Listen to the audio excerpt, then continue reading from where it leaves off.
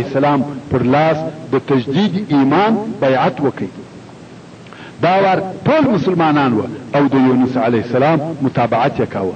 الله عز وجل و مشت درس را کوي، فرمایي د یو چا د ایمان او اصلاح څخه منع امید کیږي.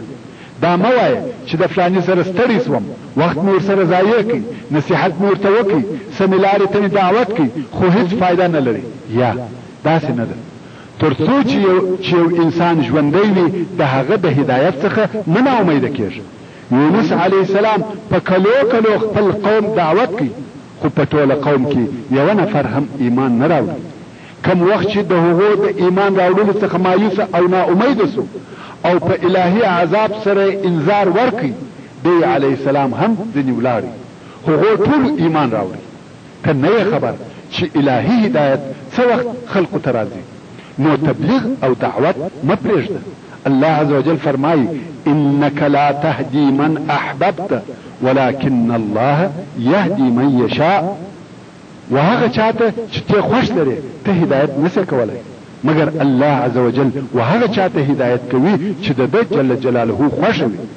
په دغه قصه کې د دعوت او هدایت په باره کې ډېر لوی درس او لوی عبرت پروت دی.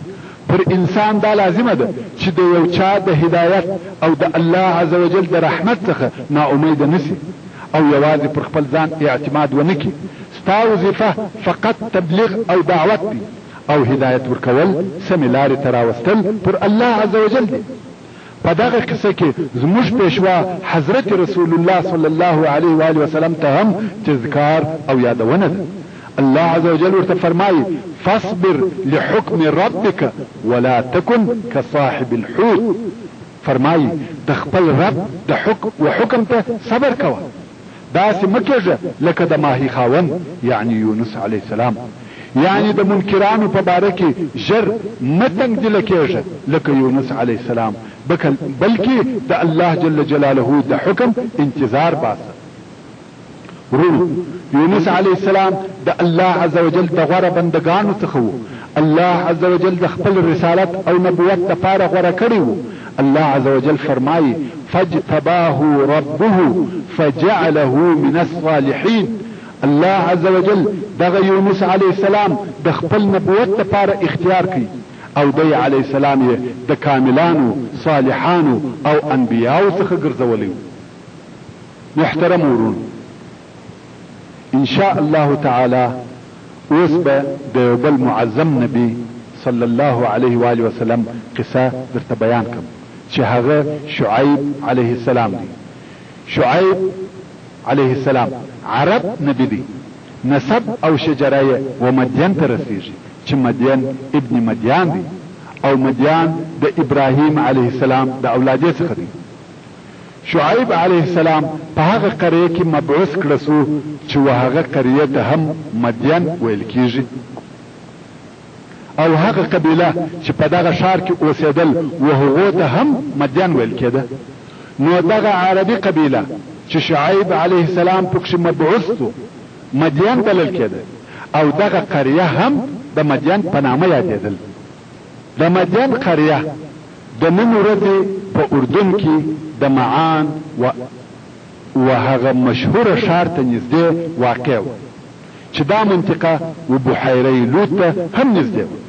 بحیره لوط په پخوا کې نه موجوده، خو کوم وخت چې جبریل علیه السلام د الله عز وجل په امر د لوط علیه السلام د قوم ښار د بیخه وکشي تر اسمان پورې پورته کوي او بیا یې پر ځمکه نسکور کوي، پر هغه ځای دغه بحیره په وجود راغله چې اوس بحیره لوط ورته ویل کیږي او د بحر المیت سره واقع ده. د شعیب علیه السلام قوم کفار او فجار و، لارې نیولې، قطاع الطریق غلوه، د قافلو او تجارو په لارو کې به درېدل. په اوسنی اصطلاح د ګمرک محصول به په زور ځینې اخیستی. پر دغه لارو هیڅوک نسوای تېرېدلی چې دوی یې د مالو لسمه حصه په زور نه وای ځینې اخیستې او دوی په خپله هم چمبازه خاین تجاران و.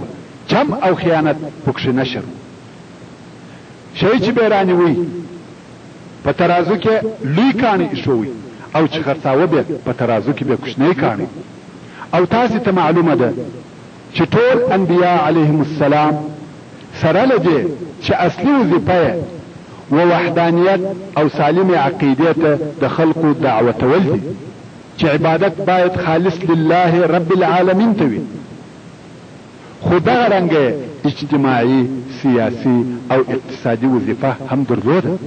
مثلا موسی علیه السلام د فرعون د ظلم او طغیان په مقابل کې ولاړ. شعیب علیه السلام د اقتصادي مسئلې په مقابل کې ولاړ. هلته په بازارو او تجارو کې چم او خیانت نشر وو.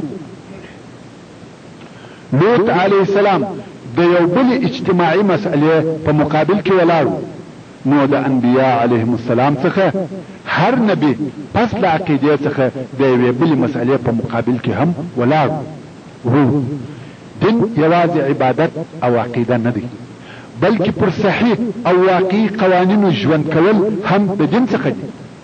مسلمانی یوازې دا نه ده چې یوازې لمونځ او عبادت کوه، بلکې په دنیوي امورو کې به هم د دینی قوانینو پابند او ملتزم یې. دا د انبیاء علیهم السلام منهج او طریقه ده. کبه په قوم کې یو خطا او انحراف موجود وو، نو انبیاء علیهم السلام به د عقیده او عبادت طریقه هم اصلاح کول او د هغه انحراف په مقابل کې به هم په شدت سره درېدل. هر قسم انحراف چې به وو، اجتماعي، سیاسي، اقتصادي، د هغه انحراف د اصلاح د پاره زحمت او تکلیف ایستی. نو په مدین کې د عقیده تر مسئله ورسته مهم او عمده انحراف اجتماعي انحراف چې هغه د تجارو غلطاو، چم او خیانت پکښ ډیر وو. او د عقیده په متعلق دغه د مدین قبیله د یوې درختي عبادت کاوه چې ودغه درختي ته ایکه ویل کېده. نو ځکه الله عز وجل فرمایي وان كان اصحاب الایکه لظالمین. او الله عز وجل په سورة الشعراء کې فرمایي کذب اصحاب الایکه المرسلین، یعنی اصحاب الایکه ورسولانو ته نسبت د درواغ وکړي، رسولان یې درواغ جنان بلل، العیاذ بالله. شه دلته یو پوښتنه ده، هغه دا چې اصحاب الایکه یا د مدین قبیله خو یوازې شعیب علیه السلام درواغجن وبلی، العیاذ بالله. نو الله عز وجل ولی وفرمایل مرسلین، یعنی د رسولانو تکذیب یې وکړي او دوی د یو رسول تکذیب کړی دی.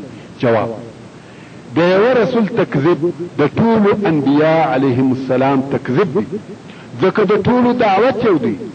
ټول انبیاء علیهم السلام خپل امتونه ودغه ته دعوت ول ان يعبدوا الله واتقوه واطيعون، یوازې د الله عز وجل عبادت کوي او د هغه جل جلاله د عذاب څخه ځان وساتي او زما اطاعت کوي. دا د انبیاء علیهم السلام دعوت دی. اعبدوا الله ما لكم من اله غیره. نو هر هغه څوک چې یو دغه انبیاء علیهم السلام څخه ونه مني، د هغه څخه انکار وکي، ګوا د ټولو څخه منکر او پر ټولو کافر سو. نو ځکه الله عز وجل فرمایي کذب اصحاب الایکه المرسلین. حال دا چې دوی یوازې شعیب علیه السلام کاذب وبلی. شعیب علیه السلام په خپل قوم د مدین په ښار او د مدین په قبیله کې مبعوث کړه سو، او د علیه السلام د خپل قوم په دعوت شروع وکړه. الله عز وجل په سورة الاعراف کې فرمایي وإلى مدين أخاهم شعيبا قال يا قوم اعبدوا الله ما لكم من إله غيره قد جاءتكم بينة من ربكم او ليجلي مو مدين ته د دوی قومي ورور شعيب عليه السلام. شعيب عليه السلام خپل قوم ته وویل ازما قوم د الله عز وجل عبادت کوي، نست تاسو ته هیڅ معبود بیل د جل جلاله څخه، په تحقیق تاسو ته ستاسو د رب د طرفه ښکارا دلیل راغلی دی، یعنی زما د صداقت دلیل تاسو ته ښکارا سوی دی.